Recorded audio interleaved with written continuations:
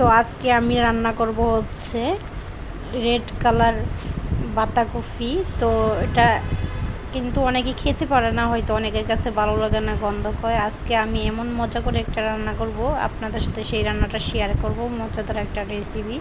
তো আপনারা এটা খেলে বুঝতে পারবেন আসলে এটা অনেকটা মজা। আমি আপনাদেরকে বলে বোঝাতে পারবো না এটা যে এভাবে রান্না করলে এতটা মজা লাগে। তো আমি এটা রান্না করার জন্য এখন এগুলো কেটে নিয়েছি, বাঁধাকপিটা কেটে নিয়েছি, কেটে এখন মাংসগুলো নিয়ে নিলাম, ধুয়েও নিলাম। এখন আমি একটু বাঁধাকপিটাকে ফাঁক দিয়ে দেবো। আর যারা আমার চ্যানেলে নতুন আছেন অবশ্যই চ্যানেলটাকে সাবস্ক্রাইব করে রাখবেন, পরবর্তী ভিডিও যাতে আপলোড করলে আপনাদের কাছে সবার আগে চলে যায়। এবং লাইক কমেন্ট অবশ্যই করবেন এবং কমেন্ট করে আপনাদের মতামত জানাবেন।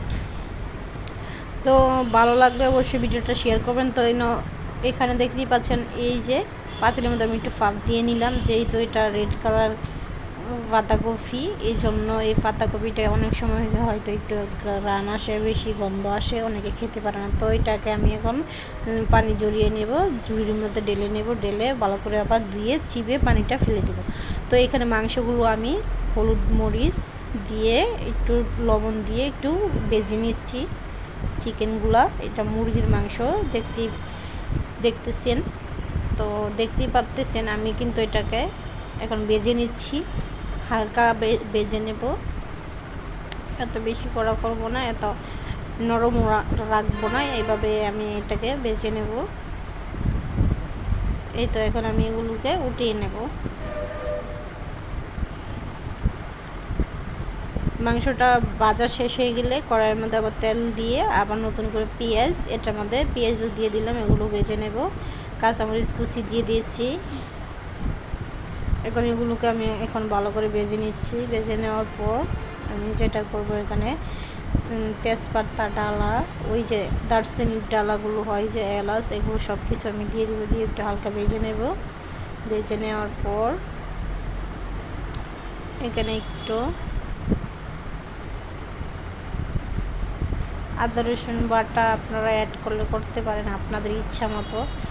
আদা রসুন বাটা অ্যাড করলে এটা কিন্তু খেতে অনেকটা অসম্ভব মজা হয়, অন্যরকম একটা সুন্দর গ্রান আসে, ফ্লেভারটা ভালো আসে। এই জন্য আদা রসুন বাটাটা ইউজ করলে অনেকটা মজা পাওয়া যায় এই তরকারিটা। আর চাইলে কেউ নাও ইউজ করতে পারা যায়, না করা যায়, যার যার রুচি মতো। তো আমি মনে করবো এখানে আদা রসুনটা অ্যাড করাটাই সবচেয়ে সুন্দর হবে, এটা খেতেও কিন্তু অনেকটা সুস্বাদু লাগবে।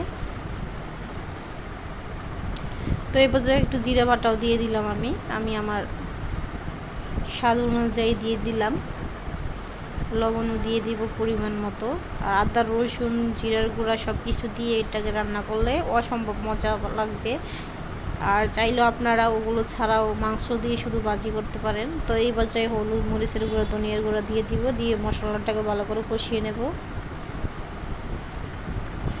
আর এই পাতাকপি ভাজিটা, চিকেন দিয়ে এই পাতাকপি ভাজিটা কিন্তু সবচেয়ে বেশি মজা হয় এই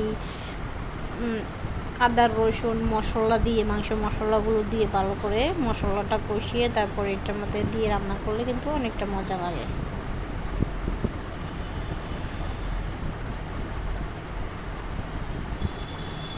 তো ভালো করে মশলাটা আমি কষিয়ে নেব, কষিয়ে যখন উপর দিয়ে তেল ছেড়ে দেবে তখনই আমি এখানে পাতাকপিগুলো দিয়ে দেব।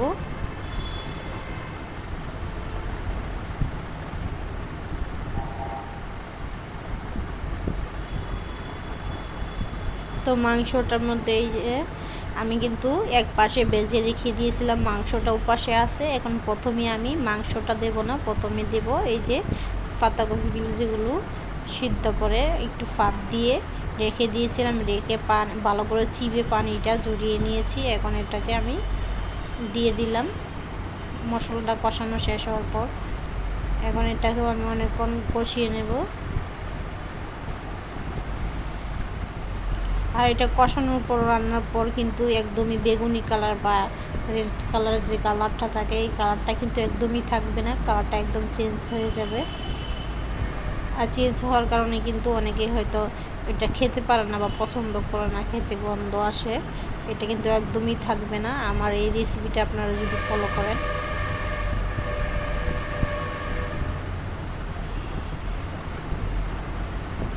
আর এটা যে খেতে এতটা মজা আমি আগে জানতাম না। অবশ্যই ভালো করে ডেকে ডেকে এটাকে রান্না করতে হবে, না অনেক সময় হয়তো শক্ত থাকে বা সিদ্ধ হয় না, এরকম একটা ইয়া থাকে। তো ভালো করে কষানোর পরে এখন আমি মাংসগুলো উপর দিয়ে দিয়েছি। মাংস দিয়েও আমি অনেকক্ষণ কষিয়ে নেব। অনেকটা সময় ধৈর্য ধরে এটা কিন্তু রান্না করতে হয়। ধৈর্য হারিয়ে ফেললে এটার মজাটা পাবেন না। একদম মুসমুসে করতে হয়, সুন্দর করে ঝরঝরে করতে হয়। দেখবেন কতটা যে আটালো হয়। এটা আপনারা যখন খাবেন তখনই বুঝতে পারবেন যে এটা আমি সত্যি কথা বলছি না মিথ্যে। আর যে কোনো রেড কালার বা হোয়াইট কালার যে কোনো পাতাকপি দিয়ে আপনারা এটা করতে পারবেন। এটা কিন্তু মাংস দিয়ে ভীষণ মজা লাগে। এই চিকেন দিয়ে পাতাকপি ভাজি ভীষণ মজা লাগে, বা তরকারি রান্না করলে, এভাবে রান্না করলে। আর এটা কিন্তু যে কোনো কিছু দিয়ে খেতে পারবেন, রুটি দিয়ে, পরোটা দিয়ে, আপনাদের যেটা মন চায় এটা দিয়ে খেতে পারবেন। তো এই পর্যায়ে আমি একটু কিন্তু সয়া সস দিয়ে দিলাম, বা আর একটু টমেটো সস দিয়ে দিলাম। এখন দিয়ে ভালো করে মিক্স করে নেব এই দুইটা দিয়ে। এই দুইটা দেওয়ার পর আপনাদের এই তরকারিটা এতটা একটু মজা আসবে। চাইলে আপনারা যদি টমেটো বা এই সস কোনো কিছুই বাসায় না থাকে, টমেটো সস, আর যদি টমেটো থাকে টমেটো দিয়ে দিবেন একটা কেটে, দেখবেন এটা খেতে অসম্ভব মজা লাগবে। যেই তো এখানে আমি বাদ দিয়েও খাবো, রুটি দিয়েও খাবো, এই জন্য আমি এই টমেটো সসটা ব্যবহার করছি, বা টমেটো সস বা সয়া সসও ব্যবহার করা হয়। কারণ এটা খাওয়ার পরে আপনারা বুঝতে পারবেন এটা টেস্টটা কিন্তু অন্যরকম আসবে। বাদ দিয়ে বলেন, পোলাও বাদ দিয়ে বলেন, খিচুড়ি দিয়েও কিন্তু ভালো লাগে এটা খেতে। এরপর রুটি দিয়েও খেতে কিন্তু অসম্ভব মজা লাগে। এই জন্য আমি এটা অ্যাড করলাম। এটা আপনারা চাইলেও অ্যাড না করতে পারেন, এটা আমি আমার রুচি মতো অ্যাড করছি। আর হচ্ছে ধনিয়া পাতা কয়টা উপর দিয়ে দেবো।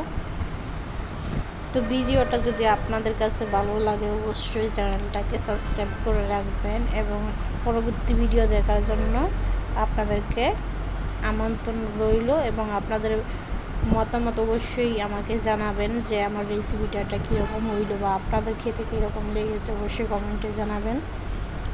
তো এই পর্যায়ে আমার হয়ে গেছে, এই যে দেখতে পাচ্ছেন আমি ছোটো একটা চামচ দিয়ে আপনাদেরকে দিয়ে দিচ্ছি। এটা খেতে কিন্তু অসম্ভব মজা লাগবে। প্রায় আমার রেসিপিটা হয়ে গেছে। তো এই পর্যায়ে সবাই ভালো থাকবেন, সুস্থ থাকবেন।